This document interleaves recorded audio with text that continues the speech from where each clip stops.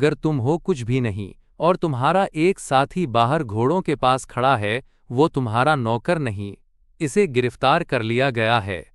ये कमाल अली बिन सुफियान का था। उसे मोबी ने बताया था कि वो सराय में ठहरे हुए हैं। वो उन दोनों को अपने कमरे में बिठाकर बाहर निकल गया और घोड़े पर सवार होकर सराय में चला गया था। सराय वालों से उसने उनके हुलिये बताकर पूछा तो उसे बताया गया था कि वो मियाँ बीवी हैं और उनके साथ उनका नौकर है। इसे ये भी बताया गया कि उन्होंने बाजार से कुछ कपड़े भी खरीदे थे, जिनमें लड़की का बरक़ा नुमा चुगा और जूते भी थे। उन्होंने अली बिन सुफियान से कहा था कि वो मियाँ बीवी हैं। उसने और कोई तफ्तीश नहीं की। उनके कमरे का ताला तोड़कर उनके सामान की तलाशी ली। इससे चंद ऐसी अशिया बरामद हुईं जिन्होंने शक को यकीन में बदल दिया। अली बिन सुफियान समझ गया कि सुल्तान अय्यूबी से उनका तन्हाई में मिलने का मतलब क्या हो सकता है। इसने उनके घोड़े देखे थे। अलीज़ नस्ल के तेज़ रफ्तार घोड़े थे। सराय वाले से उनके घोड़ों के मुताल्लिक पूछा गया तो उसने बताया कि ये तीनों मुसाफिर ऊँटों पर आए थे और ये घोड़े लड़की ने ये कहकर मंगवाए थे कि निहायत अच्छे हों और तेज़ रफ्तार हों। सराय वाले ने यह भी बताया था कि लड़की का खावंद गूंगा है और नौकर भी गूंगा मालूम होता है। वो किसी से बात नहीं करता। दरअसल वो भी यहाँ की ज़बान नहीं जानता था।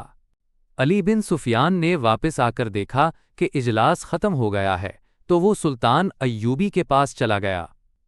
उसे उनके मुताल्लिक बताया और वो कहानी भी सुनाई जो लड़की ने उसे सुनाई थी।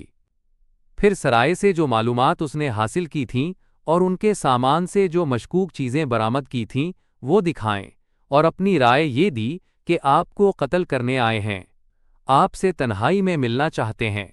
इन्होंने ये मंसूबा बनाया होगा कि आपको कत्ल करके निकल जाएंगे।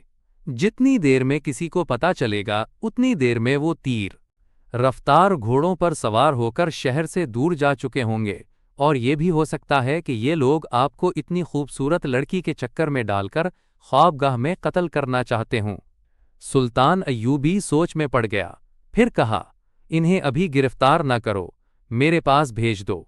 अली बिन सुफियान ने उन्हें अंदर भेज दिया और खुद सुल्तान के कमरे के दरवाजे के साथ लगा खड़ा रहा।